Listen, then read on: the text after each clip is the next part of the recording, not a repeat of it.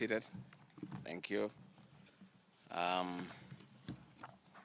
Let me say something very briefly, then I can make a few of the careful remarks. Honorable members of the Nyandarua County Assembly, led by our very able Speaker, Honorable Stephen Waiganjo, members of the fourth estate, I say welcome, and I congratulate members of the County Assembly, Governor Kiali Badrisha,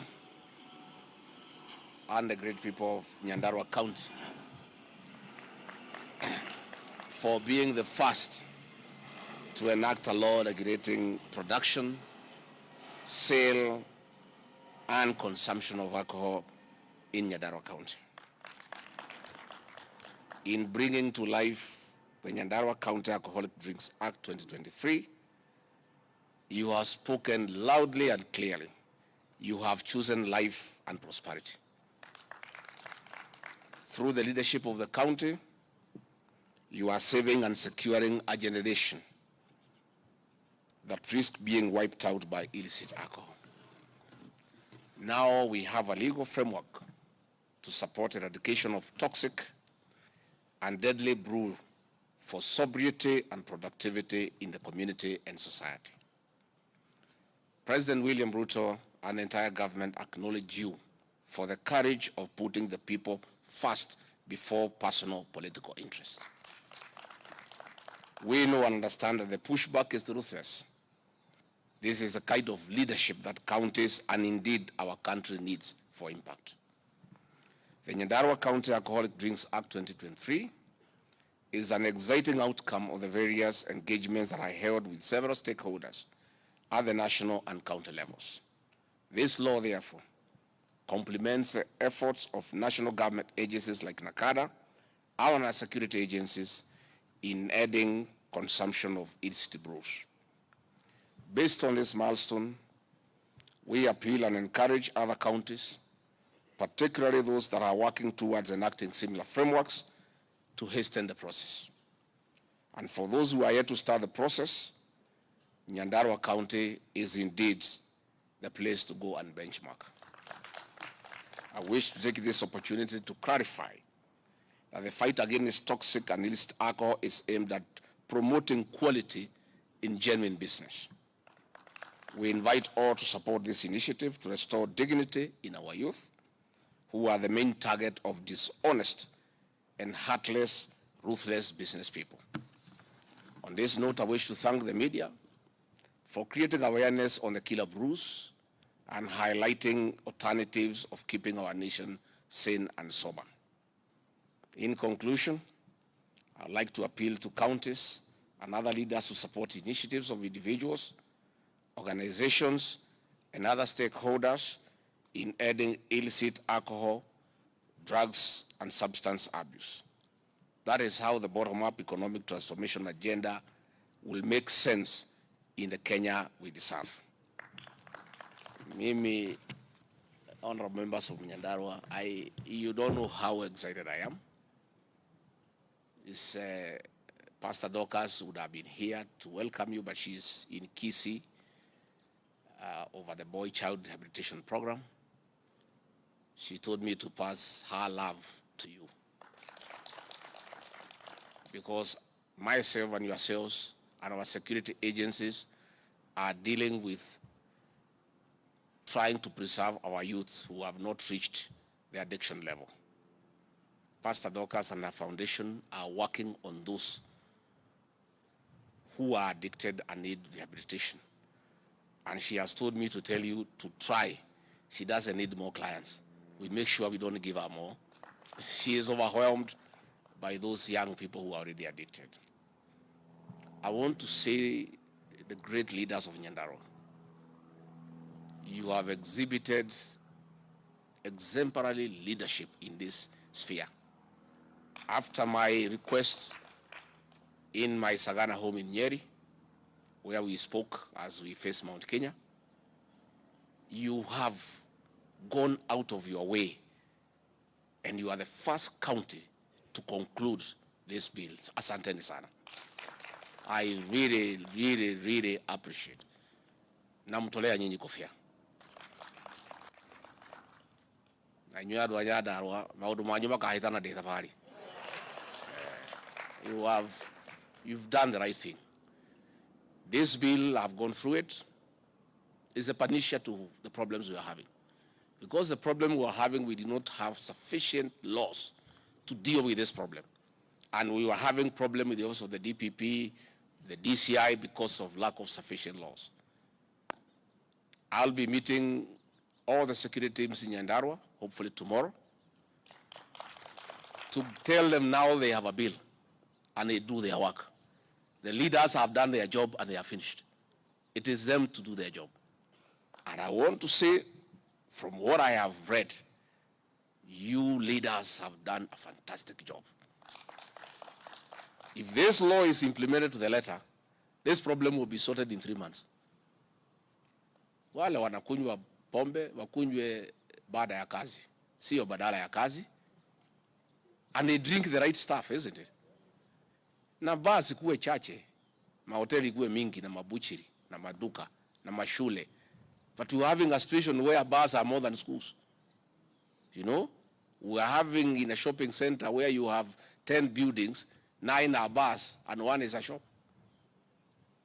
And we were losing an entire generation. And I really want to thank my boss, President William Ruto, because he called me and told me this situation is not terrible. And in one of the roles that I play in his government is any other duty assigned by the president. And he did task me to lead this war from the front. And I want to assure the president I will not let him down. And I really want to thank the County Assembly of Nyandarua for supporting me in such a strong manner by creating the right laws to deal with this problem. And we are going to succeed. In the next 2-3 weeks, I'll be meeting all the chiefs and assistant chiefs from the entire region, because I met the higher levels, the higher echelons. I met the OCSs, the ACCs, the DCCs. I want to meet the grassroots people to come and support your effort, because just like you, they are grassroots people. We are not relenting on this war. Many people are trying to sell me fear that these people who drink and the ones who drink and the ones who sell are very active politically, and my political life can come to an end. I know you are being threatened the same way. What we are saying is, if by enacting laws to protect the next generation from extinction, if by making sure the law is applied strictly to save the next generation from extinction, if that will bring our political career to an end, so be it. I don't think there is any need for any leader to lead a drunken population. I don't think there is any pride for me to be deputy president and everybody where I go, they are all staggering and they are sleeping in ditches. I would like to lead sober people, dignified people. That is how you enjoy leadership. People who are prosperous, people who work hard, people who are smart, people who are able to take care of their children, people who are able to take care of their families. No leader worth his salt want to lead a drunken population, broken homes, people who are battered, young people sleeping in the trenches, staggering in meetings. I don't think any leader worth his salt would be interested in leading that kind of population. And I want to say this problem is national, but Central Kenya was the hardest hit, because I think the previous administration, either by design or by default, had an intention to wipe out our young generation in the mountain. Because all the bad alcohol, all the illicit drinks, all the poisonous substances were taken to the Central Kenya region. They were sold during daylight when chiefs are there, police are there, nobody cared, and we were losing almost an entire generation. And I really want to thank President William Ruto for taking the bold step, very courageous, and asking me to lead this war. I'll be going also to the Coast Province, where there is a big problem of the hard drugs. It is a lot, it's quite huge in the Coast Province. And the leaders there have called me to go and try to initiate the effort and give it momentum so that we can work on it. So mimi, I want to say watu ya Nyandarua, you know you are my people. I am one of you. You know I have a farm there in Shamata. Na iko pahali nimepata pesa kidogo. So nitakuja mwezi ujao, nichore kanyumba, niweke hapo. Ile Christmas uliona watu wamekuja kwangu Nyeri, Mungu akikubali. Christmas hii nitakuwa na watu ya Nyandarua pale Shamata. I'm going to build something there, little kanyumba kidogo hapo ya mzee, fingira kidogo, tukue tukiongea hapo mambo yetu. So I am very happy that my county of Nyandarua is going to be sober, because I'm also a sober leader. So ningekuwa na huzuni mingi nikiwa ulevi kupidukia ndio imezunguka mimi nyumbani. Kwa hivyo mimi nashukuru sana watu ya nyumbani. And you know we have come with the president of Nyandarua I think 7 times. The president and I love Nyandarua. President anapenda Nyandarua sana vile mnampenda, na mimi napenda Nyandarua kwa sababu mimi ni mmoja wenu. Na kwa hivyo tutafanya hii kazi pamoja. Dunyonjeru, the road is on course. The president gave directions na makaratasi imeanza. So hivi karibuni itaanza. Msikuwe na wasiwasi. The financial autonomy of counties is on course. We agreed. Kila arm of government should be allowed to have financial autonomy so that the executive does not control you. And I want to thank this assembly of Nyandarua and the speaker for your leadership, because you are united. We had a very difficult assembly in the last administration, where the assembly was fighting with the governor, they were fighting among themselves, affecting service delivery. Bwana Speaker nasema hongera, under your leadership and the House leadership, mumeweka Nyandarua pamoja. You are oversighting the governor, but not obstructing from performance. And that is what an assembly should do. Oversight the governor for good governance, but allow him to work, facilitate him, pass his budget, allow him to function. But pahali you need to oversight, please oversight him. And that is the way things should go. Even in the national government, we have told the National Assembly, the Senate, oversight us. There is no problem. Where we are wrong, correct us, but support us where we need to do the right thing. So I really want to say that you people have done very well. And muendelee, na nitakuwa nikialika nyinyi from time to time, na nyinyi pia mnanialika. Tunakuja, tunakunywa chai pamoja, tunaongea mambo yetu. And I'm very clear in my mind that grassroots leaders are very important. I have tremendous respect for grassroots leaders, our MCAs, because they live with the people. Ukitaka kujua ground inasema nini, uliza hawa waheshimiwa. Those of us in Nairobi, we may not know what the ground is saying. These are the ground because they stay on the ground. Hakuna MCA anaishi kwa anakaa tu hapo. Manyumba yenu haina gate, wananchi wanaingia wakitoka. I know what it means in terms of straining you. Munaletewa mashida mingi. And that is why we are happy the courts have allowed the laws on health to go on, so that this burden that you have been having of hospital bills, of raising funds every weekend, will be a thing of the past. Tutapunguza NHIF from 5 to 300, so that everybody has a cover. Mtu akigonjeka, anaenda hospitali, anatibiwa, anapewa dawa, anaenda nyumbani. So in another 1 year, hii maneno ya harambe za weekend sitaisha. And it will be a relief to all of you. I know muko na mambo ya matanga. I know you have many issues. So we are still committed, the way the president agreed, to meet the 800 MCAs from our part of the political divide.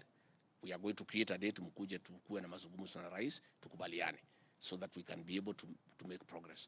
Again, I think Bwana Speaker na watu ya forum ya MCAs will organize, I meet the speakers from the region, so that we share with this bill and they tell us wamefikisha wapi, so that we can also urge them on to conclude haraka haraka, so that wale watu wasitoroke Nyandarua waende Nyeri, because that is what will happen with this bill. Wale hawezi wacha, wale ya kuuza vitu baya baya watatoka Nyandarua waende Nyeri, ama waende Kirinyaga, ama waende Kiambu, ama waende Murang'a, ama waende Nakuru. So we want to tighten this thing around the whole space and the whole country, so that wawachane na hii biashara, warudi kwa shamba tukalime pamoja na hawa. And that is what will happen. And I want to ask our traders to know that they are also parents. Much as they are trying to make money, they cannot make money by selling our young people poison. They cannot be rich by killing our people. Even God cannot bless their wealth. Let them look for honest means to earn their livelihood. There are many businesses you can do and make money without killing other people. Mimi sitaki kusema mingi ile siasa naendelea, mwachana kazi ni hii. Let me say, those who want to lead, hii vijana wakikufa wote utaongoza nani? Come, kwanza tuokoe generation. Then unaweza kujipanga nao huko mbele, isn't it?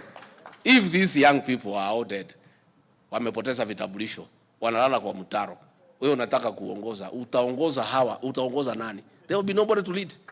Let us first preserve this generation. And let us not be transfixed with childish politics of succession, of elections. We have barely come from elections. 1.5 years. People want service. Watu wanataka kuhudumiwa, watu wanataka kujua mambo ya barabara, mambo ya ukulima, mambo ya stima, mambo ya maziwa. Sasa mambo ya uchaguzi ni tuachane na hiyo maneno. I want to appeal to everybody, more so in our region, which people look a little bit confused. Let us focus on service delivery, and we want this region of ours, all this region, to be united under President William Ruto, the way tulikubaliana, tuunge yeye mkono, tuwache mambo mingi na tufanyie wananchi kazi. Na aria mara fagira gitaro giki gitu meru atiri mukungire akorire na alikia. Kwa hivyo mimi nimeshukuru sana.